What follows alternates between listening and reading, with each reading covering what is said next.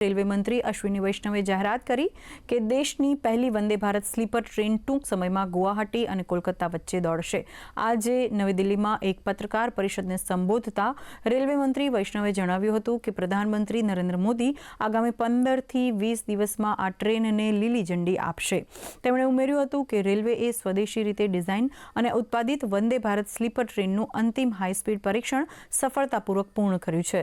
16 કોચવાળી sleeper train 1000 થી 1500 કિલોમીટરના લાંબા અંતરની મુસાફરી માટે શરૂ કરવામાં આવી રહી છે।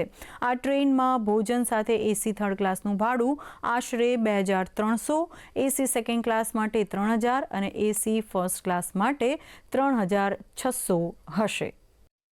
इसका प्रोडक्शन को रैंप अप करेंगे, करीब और 8 ट्रेन अगले 6 महीने के अंदर बन के आ जाएंगी।